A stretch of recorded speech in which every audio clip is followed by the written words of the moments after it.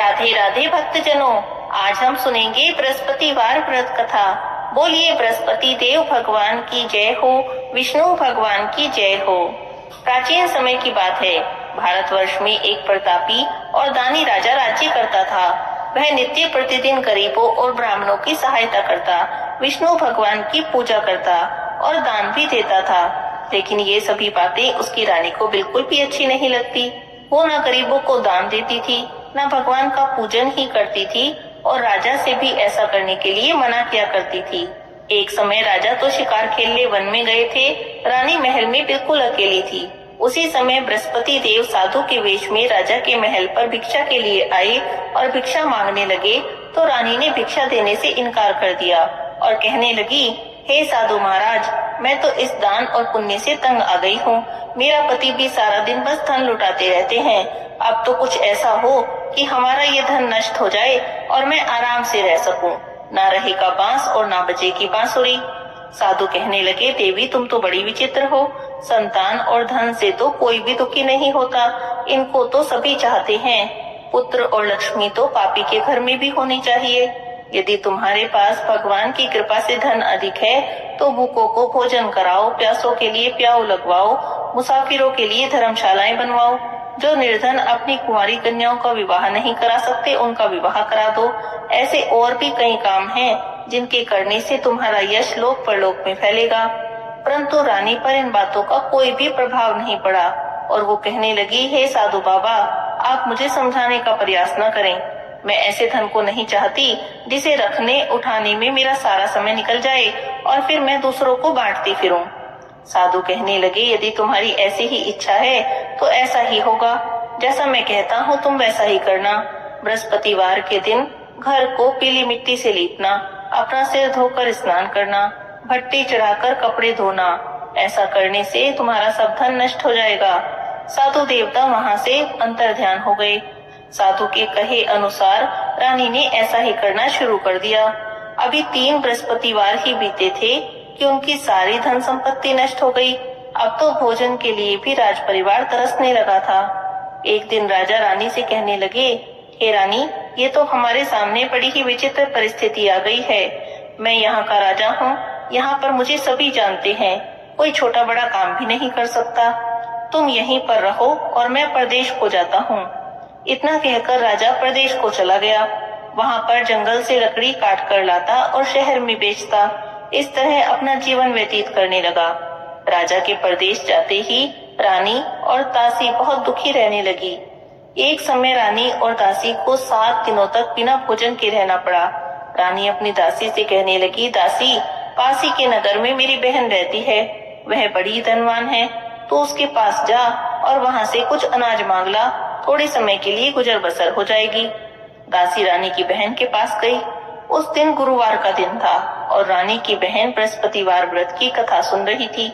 दासी ने रानी की बहन को अपनी रानी का संदेश दिया, लेकिन रानी की बहन ने कोई भी उत्तर नहीं दिया। जब दासी को रानी की बहन से कोई उत्तर नहीं मिला तो बहुत दुखी हुई और उसे गुस्सा भी आया। वो वापस चली आई। वापस आकर रानी को सारी बात बता दी। यह सब बातें सुनकर रानी अपने भाग्य को कोसने लगी। इसमें उसकी कोई गलती नहीं है। जब बुरे दिन आते हैं तो कोई साथ नहीं देता। उधर रानी की बहन ने सोचा, मेरी बहन की दासी आई थी, परंतु मैं उससे नहीं बोली हूँ, वो तो बहुत दुखी हुई होगी। ऐसा सोचकर कथा को सुनकर और विष्णु भगवान का पूजन समाप्त कर वह अपनी बहन के घर गई और कहने लगी, हे बहन, मैं बृहस्पतिवार का व्रत कर रही थी, तुम्हारी दासी मेरे घर गई थी, परंतु मैं कथा सुन रही थी और जब तक कथा होती है तब तक ना तो उठते हैं और ना ही बोलते हैं, इसीलिए मैं उससे नहीं बोली। कहो दासी, तुम क्यों गई थी? रानी कहने लगी, बहन, तुमसे तो कोई बात छिपी नहीं है। हमारे घर में खाने को अनाज नहीं था। बस इतना कहते कहते रानी ने सारी बात बता दी और उसकी आंखें भर आई। उसने अपने और दासी के पिछले 7 दिन से भूखे रहने की सारी कहानी बता दी। रानी की बहन कहने लगी, देखो बहन, भगवान बृहस्पति देव सबकी मनोकामना पूर्ण करते हैं और सब पर कृपा करते हैं। एक बार अंदर जाकर देखो, शायद तुम्हारे घर में अनाज कहीं पर रखा हो। पहले तो रानी को इन बातों पर विश्वास नहीं हुआ, लेकिन जब उसकी बहन ने बार बार कहा तो उसने अपनी दासी को अंदर भेजा। दासी ने अंदर जाकर देखा तो सचमुच अनाज से भरा हुआ एक घड़ा रखा था। यह देखकर दासी बड़ी हैरान हुई, क्योंकि उससे पहले वो पूरा घर देख चुकी थी और अनाज कहीं पर भी नहीं था। दासी रानी से कहने लगी, हे रानी, जब हमको भोजन नहीं मिलता है तो हम व्रत ही तो करते हैं, क्यों ना हम इनसे व्रत की कथा और विधि पूछ लें, तो उस व्रत को हम भी विधि पूर्वक करेंगे। तब रानी ने अपनी बहन से बृहस्पतिवार के बारे में पूछा तो उसकी बहन ने बताया कि बृहस्पतिवार के व्रत में चने की दाल और मुनक्का से विष्णु भगवान का केले की जड़ में पूजन करें और दीपक जलाएं, व्रत कथा सुने और पीला भोजन करें। इससे बृहस्पति देव प्रसन्न होते हैं। व्रत और पूजन की सारी विधि बताकर रानी की बहन तो अपने घर चली गई। 7 दिनों के बाद जब दोबारा गुरुवार का दिन आया तो रानी और दासी दोनों ने व्रत रखा। गुड़साल में जाकर चना और गुड़ ले आई, फिर उसी से केले की जड़ में भगवान विष्णु का पूजन किया। अब भोजन पीला कहाँ से आई, इस बात को लेकर तो दोनों बड़ी दुखी थी, पर क्योंकि उन्होंने व्रत रखा था इसीलिए बृहस्पति देव उन दोनों से प्रसन्न थे। साधारण व्यक्ति का रूप धारण कर 2 थालों में सुंदर पीला भोजन लेकर आए और दासी को दे गए। भोजन पाकर दासी बहुत प्रसन्न हुई। उसने रानी को बुलाया और कहने लगी, चलो रानी जी, भोजन कर लो। रानी ने सोचा कि दासी मेरी हंसी उड़ा रही है, तो वो कहने लगी, तू ही भोजन कर ले, अभी मुझे भूख नहीं है। दासी कहने लगी, एक व्यक्ति आया था और भोजन देकर गया है, आओ हम दोनों भोजन करते हैं। तब रानी बोली कि वो भोजन तेरे लिए ही तो देकर गया है। तब दासी ने विस्तार से बताते हुए कहा कि वो 2 थालों में सुंदर पीला भोजन देकर गया है। तब तो रानी बहुत प्रसन्न हुई। फिर दासी और रानी दोनों ने साथ मिलकर भोजन किया। उसके बाद तो वे हर गुरुवार को व्रत और पूजा करने लगी। बृहस्पति भगवान की कृपा से उनके पास फिर से धन संपत्ति आने लगी और रानी फिर से पहले की तरह ही आलस करने लगी। तब दासी ने उसे समझाते हुए कहा, देखो रानी, तुम पहले भी ऐसे ही आलस करती थी, तुम्हें धन के रखने में कष्ट होता था, इसी कारण तुम्हारा सभी धन नष्ट हो गया था। अब भगवान बृहस्पति देव की कृपा से फिर से धन मिल रहा है तो तुम फिर से आलस करने लगी। दासी ने कहा कि बड़ी मुसीबतों के बाद हमने यह धन पाया है, इसीलिए अब हमें दान पुण्य करना चाहिए। भूखे मनुष्यों को भोजन कराओ और धन को शुभ कार्यों में खर्च करो, इससे तुम्हारे कुल का यश बढ़ेगा, स्वर्ग की प्राप्ति होगी और पितृ भी प्रसन्न होंगे। दासी की बात मानकर रानी ने अपना धन शुभ कार्यों में खर्च करना शुरू कर दिया। अब तो पूरे नगर में उसका यश फैलने लगा था। उत्तर प्रदेश में राजा बड़ा दुखी जीवन व्यतीत कर रहा था। जंगल से लकड़ी काट कर लाता और उन्हें शहर में बेचता। उससे जो भी धन मिलता उससे बड़ी मुश्किल अपना गुजारा करता था। एक दिन की बात है, दुखी होकर जंगल में पेड़ के नीचे आसन जमा कर बैठ गया और अपनी पुरानी दशा को याद करके व्याकुल होकर रोने लगा। वह बृहस्पतिवार का ही दिन था। एकाएक उसने देखा कि निर्जन वन में एक साधु प्रकट हुए। साधु के वेश में स्वयं बृहस्पति देव उसके पास आए थे। लकड़हारे के सामने आकर बोले, हे लकड़हारे, इस सुनसान जंगल में तुम किस चिंता में बैठे हो? लकड़हारे ने दोनों हाथ जोड़कर प्रणाम किया और कहने लगा, महाराज, आप तो त्रिकालदर्शी हैं, सब कुछ जानने वाले हैं, मैं आपसे क्या कहूँ। इतना कहकर रोने लगा और साधु को अपनी सारी कथा बता दी। महात्मा जी बोले कि तुम्हारी पत्नी ने बृहस्पतिवार के दिन बृहस्पति भगवान का अनादर किया था, जिसके कारण रुष्ट होकर उन्होंने तुम्हारी यह दशा कर दी है। अब तुम कोई भी चिंता मत करो और जैसा मैं कहता हूँ वैसा करो, तुम्हारे सभी कष्ट दूर हो जाएंगे। बृहस्पति भगवान तुम्हें पहले से भी अधिक धन संपत्ति देंगे। तुम बृहस्पतिवार का व्रत किया करो और बृहस्पतिवार की कथा सुना करो। 2 पैसे के चने मुनक्का लाकर उनका प्रसाद बनाओ। शुद्ध जल के लोटे में शक्कर मिलाकर अमृत तैयार करो। कथा के बाद सारे परिवार और सुनने वाले प्रेमियों में अमृत और प्रसाद बांटकर खुद भी ग्रहण करो। ऐसा करने से भगवान तुम्हारी सभी मनोकामनाएं पूरी कर देंगे। साधु ने जैसा कहा वैसे वचन सुनकर लकड़हारा कहने लगा, हे प्रभु, मुझे लकड़ी बेचकर इतना पैसा नहीं मिलता जिससे मैं भोजन के बाद कुछ बचा सकूं। मैंने रात्रि में अपनी पत्नी को व्याकुल देखा है, मेरे पास तो कुछ भी नहीं जिससे उसकी खबर तो मंगा सकूं। साधु कहने लगे, लकड़हारे, तुम किसी बात की चिंता मत करो। बृहस्पतिवार के दिन तुम रोजाना की तरह लकड़ियां लेकर शहर को जाना, तुम्हें रोज से दुगना धन प्राप्त होगा।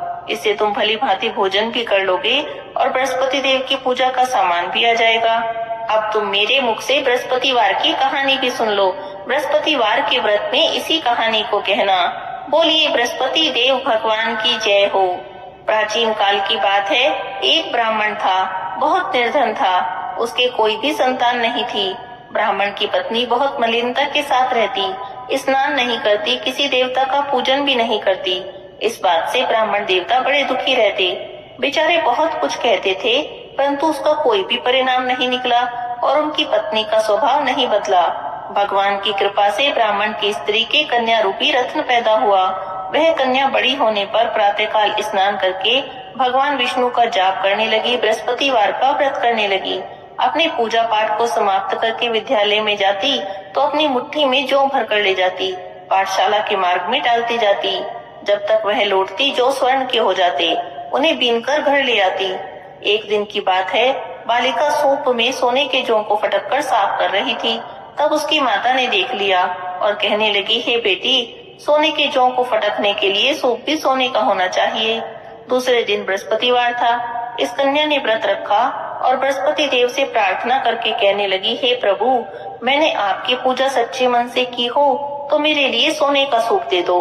बृहस्पति देव ने उसकी प्रार्थना स्वीकार कर ली। रोजाना की तरह वह कन्या जौ फैलाती हुई जा रही थी। जब लौटकर जौ बीनने लगी तो बृहस्पति देव की कृपा से सोने का सूप वहीं पर रखा मिला। उस सूप को वह घर ले आई और उसमें जौ साफ करने लगी, परंतु उसकी माँ का ढंग नहीं बदला। एक समय वह कन्या सोने के सूप में जौ साफ कर रही थी। उसी समय उस शहर का राजपुत्र वहां से होकर निकला। इस कन्या के रूप और कार्य को देखकर मोहित हो गया। अपने घर पर आकर भोजन और जल त्याग कर उदास होकर लेट गया। राजा को जब इस बात का पता चला तो अपने प्रधानमंत्री के साथ उसके पास गए और बोले, हे बेटा, तुम्हें किस बात का कष्ट है? क्या किसी ने तुम्हारा अपमान किया है या और कोई कारण है? मुझसे कहो, मैं वही कार्य करूंगा जिससे तुम्हें प्रसन्नता हो। राजकुमार ने अपने पिता की बातें सुनी तो कहने लगा, मुझे आपकी कृपा से किसी बात का भी दुख नहीं है, किसी ने मेरा अपमान भी नहीं किया है, परंतु मैं उस लड़की के साथ विवाह करना चाहता हूँ जो सोने के सूप में जौ साफ कर रही थी। यह बात सुनकर तो राजा आश्चर्य में पड़ गया और कहने लगा, हे बेटा, इस तरह की कन्या का पता तुम ही लगाओ, मैं उसके साथ तुम्हारा विवाह अवश्य ही करवा दूंगा। राजकुमार ने लड़की के घर का पता बताया। मंत्री लड़की के घर गए और ब्राह्मण देवता से सभी बात कही। ब्राह्मण देवता राजकुमार के साथ अपनी कन्या का विवाह करने को तैयार हो गए। विधि विधान के अनुसार ब्राह्मण की कन्या का विवाह राजकुमार के साथ हो गया। कन्या के घर से जाते ही पहले की भांति ब्राह्मण देवता के घर में गरीबी का निवास हो गया। अब तो भोजन के लिए अन्न भी बड़ी मुश्किल से मिलता था। एक दिन दुखी होकर ब्राह्मण देवता अपनी बेटी के पास गए। बेटी ने पिता की दुखी अवस्था को देखा और अपनी माँ का हाल पूछा। ब्राह्मण ने सभी हाल कह दिया। कन्या ने बहुत सा धन देकर अपने पिता को विदा कर दिया। इस तरह ब्राह्मण का कुछ समय तो सुखपूर्वक व्यतीत हुआ, लेकिन कुछ दिन के बाद फिर से वही हाल हो गया।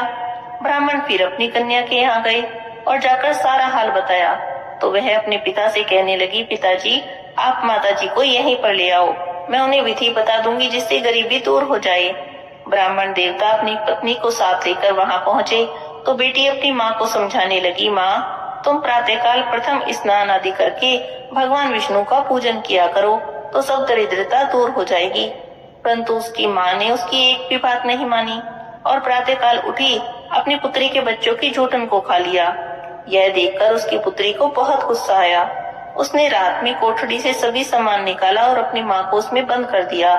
प्रातःकाल उसमें से निकाला, स्नान आदि करा के पाठ करवाया तो उसकी माँ की बुद्धि ठीक हो गई। फिर तो उसकी माँ भी प्रत्येक बृहस्पतिवार को व्रत रखने लगी और इस व्रत के प्रभाव से बहुत ही धनवान और पुत्रवती हो गई। बृहस्पति जी के प्रभाव से ब्राह्मण देवता और उनकी पत्नी इस लोक के सभी सुख भोग कर स्वर्ग को प्राप्त हुए। बोलिए विष्णु भगवान की जय हो, बृहस्पति देव भगवान की जय हो। इस तरह से बृहस्पतिवार व्रत की विधि और कथा बताकर साधु अंतर ध्यान हो गए। धीरे धीरे समय बीता और बृहस्पतिवार का दिन आया। लकड़हारा जंगल से लकड़ी काटकर शहर में बेचने गया। उसे उस दिन और दिन से अधिक पैसा मिला। तब उसने चना गुड़ आदि लाकर गुरुवार का व्रत किया। उस दिन से उसके सभी कलेश दूर हो गए।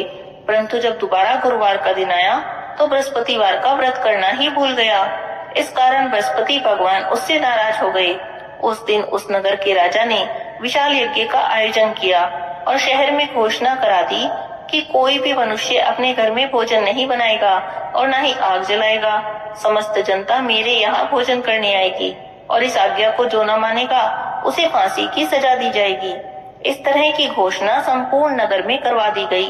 राजा की आज्ञा से शहर के सभी लोग भोजन करने गए, लेकिन लकड़हारे को जाने में देर हो गई, तो राजा उसे अपने साथ अपने घर ही ले गए। ले जाकर भोजन करा रहे थे तो रानी की दृष्टि उस खूंटी पर पड़ी जिस पर कि उसका हार लटका हुआ था। वह हार वहां पर दिखाई नहीं दिया। रानी ने सोचा कि मेरा हार तो इसी मनुष्य ने चुराया है। उसी समय सिपाही बुलवाए और उसे कारागार में डलवा दिया। जब लकड़हारा कारागार में पड़ गया तो बहुत दुखी हुआ और सोचने लगा, न जाने कौन से पूर्व जन्म के कर्म से मुझे यह दुख प्राप्त हुआ है। उसी साधु को याद करने लगा जो जंगल में मिला था। उसी समय बृहस्पति देव साधु के रूप में उसके पास आए और उसकी दशा को देखकर कहने लगे, अरे मूर्ख, तूने बृहस्पति देव की कथा नहीं की, व्रत नहीं किया, इसी कारण तुझे दुख प्राप्त हुआ है। अब किसी बात की चिंता मत कर। बृहस्पतिवार के दिन कारागार के दरवाजे पर तुझे 4 पैसे पड़े मिलेंगे। उनसे तू बृहस्पति देव की पूजा करना, तेरे सभी कष्ट दूर हो जाएंगे। बृहस्पतिवार के दिन उसे 4 पैसे मिले। लकड़हारे ने कथा कही। उसी रात्रि को बृहस्पति देव ने उस नगर के राजा को स्वप्न में कहा, हे राजा, तुमने जिस आदमी को कारागार में बंद कर रखा है वह तो निर्दोष है, वह राजा है, उसे छोड़ देना। रानी का हार उसी खूंटी पर लटका हुआ है। अगर तुम ऐसा नहीं करोगे तो मैं तुम्हारे राज्य को नष्ट कर दूंगा। इस तरह के रात्रि स्वप्न को देखकर राजा प्रातःकाल उठा और खूंटी पर हार देखकर लकड़हारे को बुलाकर क्षमा मांगने लगा। उसने लकड़हारे को योग्य सुंदर वस्त्र आभूषण दिए और विदा कर दिया। बृहस्पति देव की आज्ञा से लकड़हारा अपने नगर को चल दिया। राजा जब अपने नगर के निकट पहुंचा तो उसे बड़ा आश्चर्य हुआ। नगर में पहले से अधिक बाग, तालाब, कुएं, बहुत सी धर्मशाला और मंदिर आदि बने हुए थे। राजा पूछने लगा, ये किसका बाग और धर्मशाला है? तो नगर के सभी लोग बोले, ये तो रानी और बांदी के हैं। राजा को आश्चर्य भी हुआ और गुस्सा भी आया। जब रानी ने खबर सुनी कि राजा आ रहे हैं तो दासी से कहने लगी, दासी देखो, राजा हमको कितनी बुरी हालत में छोड़कर गए थे। अब हमारी ऐसी हालत देखकर वो दरवाजे से ही लौट न जाएं, इसीलिए तुम दरवाजे पर खड़ी हो जाओ। आज्ञा के अनुसार दासी दरवाजे पर खड़ी हो गई। राजा आए तो उन्हें अपने साथ ले आई। राजा ने क्रोध करके अपनी रानी से पूछा, बताओ यह धन तुम्हें कैसे प्राप्त हुआ है? तब वे कहने लगी, हमें तो यह सब धन बृहस्पति देव के व्रत के प्रभाव से प्राप्त हुआ है। राजा ने निश्चय किया कि 7 रोज बाद तो सभी बृहस्पति देव का पूजन करते हैं, परंतु मैं रोज पूजन करूंगा। दिन में 3 बार कहानी कहूंगा और रोज ही व्रत किया करूंगा। अब तो हर समय राजा के दुपट्टे में चने की दाल बंधी रहती। राजा दिन में 3 बार कहानी कहता। एक दिन राजा ने विचार किया, चलो अपनी बहन के यहाँ हो आए। इस तरह का निश्चय कर राजा घोड़े पर बैठा और अपनी बहन के यहाँ चलने लगा। मार्ग में उसने देखा कुछ आदमी एक मुर्दे को लिए जा रहे हैं। उन्हें रोककर राजा कहने लगा, अरे भाइयों, थोड़ी देर रुको और मेरी बृहस्पति देव की कथा सुन लो। मेरा कथा कहने का नियम है। वे कहने लगे, लो, हमारा तो आदमी मर गया है और इसे अपनी कथा की पड़ी है। परंतु कुछ समझदार व्यक्ति बोले, अच्छा चलो कहो, हम तुम्हारी कथा भी सुनेंगे। राजा ने दाल निकाली और जब कथा आधी हो गई तो मुर्दा हिलने लग गया और कथा समाप्त होते होते राम राम करके वह मनुष्य उठकर खड़ा हो गया। अब तो राजा की प्रशंसा हुई। आगे मार्ग में किसान खेत में हल चलाता मिला। राजा ने उसे देखा और उससे कहा, अरे भाई, मेरी बृहस्पतिवार की कथा सुन ले। किसान कहने लगा, जब तक मैं तेरी कथा सुनूंगा तब तक तो 4 हरैया जोत लूंगा। जा, तो अपनी कथा किसी और को ही सुनाना। राजा आगे चलने लगा। राजा के हटते ही बैल पछाड़ खाकर गिर गए और किसान के पेट में बड़ी जोर से दर्द होने लगा। उसी समय उसकी माँ वहां पर रोटी लेकर आई। उसने जब यह सब देखा तो अपने बेटे से सब हाल पूछा। बेटे ने सभी हाल कह दिया। बुढ़िया दौड़ी दौड़ी उस घुड़सवार के पास गई और उससे कहने लगी, मैं तेरी कथा सुनूंगी, तो अपनी कथा मेरे खेत पर चलकर ही कहना। राजा ने बुढ़िया के खेत पर जाकर कथा कही, जिसे सुनते ही बैल उठ खड़े हुए और किसान के पेट का दर्द भी बंद हो गया। करते करते राजा अपनी बहन के घर पहुंच गया। बहन ने भाई की खूब मेहमानी की। रात हुई, राजा सो गया। दूसरे रोज प्रातःकाल राजा जगा तो देखने लगा सभी लोग भोजन कर रहे हैं। राजा अपनी बहन से कहने लगा, ऐसा कोई मनुष्य हो जिसने भोजन नहीं किया हो तो वे भी बृहस्पतिवार की कथा सुन ले। बहन कहने लगी, भैया ये देश तो ऐसा ही है, पहले यहाँ लोग भोजन करते हैं और बाद में कोई दूसरा काम करते हैं। यहाँ तो कोई नहीं, अगर कोई पड़ोस में हो तो मैं देख कर आती हूँ। ऐसा कहकर वो देखने चली गई, परंतु उसे कोई भी ऐसा व्यक्ति नहीं मिला जिसने भोजन न किया हो। अंत में वो एक कुम्हार के घर गई। कुम्हार का लड़का बीमार था। उसे पता चला कि उनके यहाँ तो 3 दिन से किसी ने भी भोजन नहीं किया। रानी ने अपने भाई की कथा सुनने के लिए कुम्हार से कहा तो वो तैयार हो गया। राजा कुम्हार के घर गया और वहाँ पर जाकर बृहस्पतिवार की कथा कही, जिसे सुनते ही उसका लड़का ठीक हो गया। अब तो राजा की चारों ओर प्रशंसा होने लगी थी। राजा अपनी बहन से कहने लगे, बहन हमें आए बहुत दिन हो गए हैं, अब हम घर को जाते हैं, तुम भी तैयार हो जाओ। राजा की बहन ने अपनी सास से कही। सास बोली, हाँ चली जा, परंतु अपने बच्चों को मत ले जाना, क्योंकि तेरे भाई के कोई औलाद नहीं है। बहन ने अपने भाई से कहा, भैया मैं तो चलूंगी और कोई बालक नहीं जाएगा।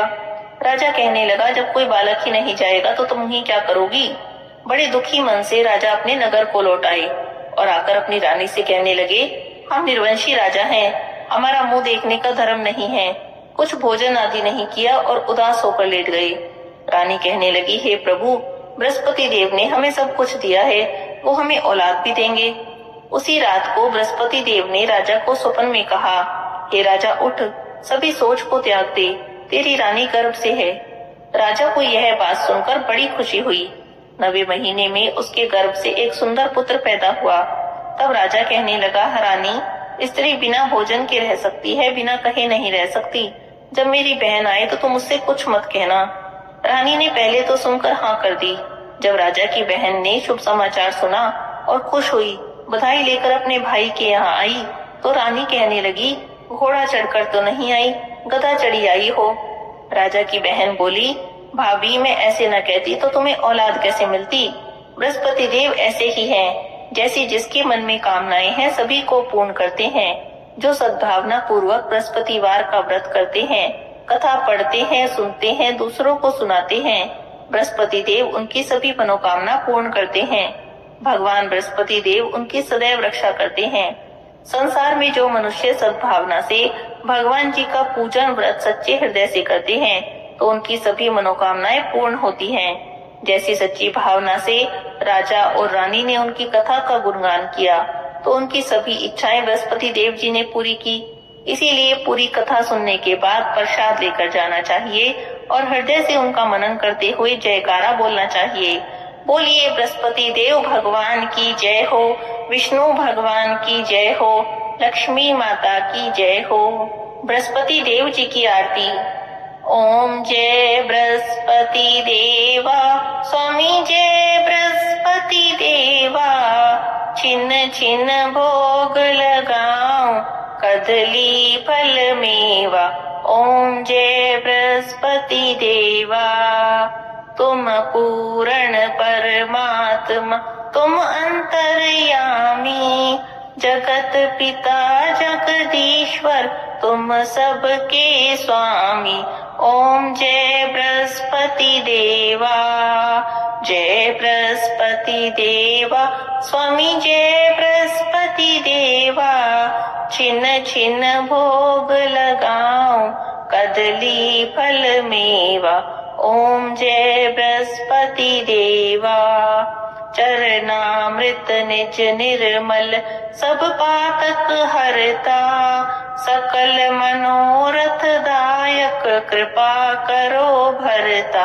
ओम जय बृहस्पति देवा, ओम जय बृहस्पति देवा, स्वामी जय बृहस्पति देवा, छिन्न छिन्न भोग लगाऊं, कदली फल मेवा।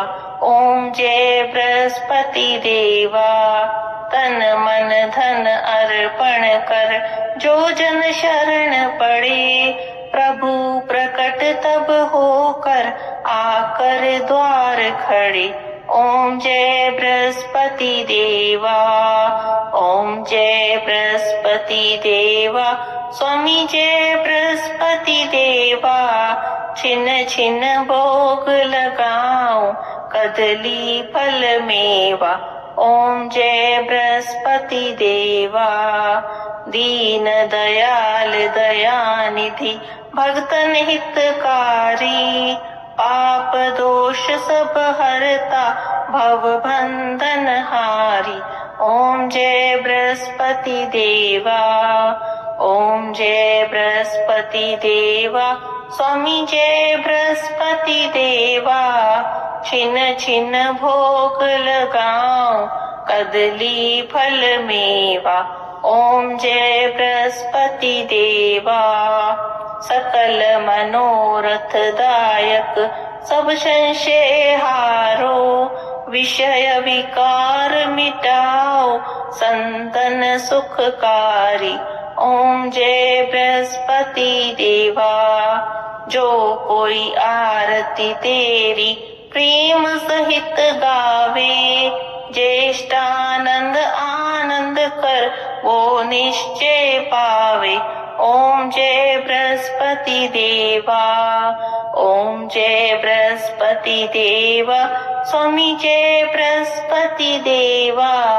छिन छिन भोग लगाओ कदली फल मेवा। ओम जय बृहस्पति देवा। सब बोलिए विष्णु भगवान की जय हो, बृहस्पति देव भगवान की जय हो, लक्ष्मी माता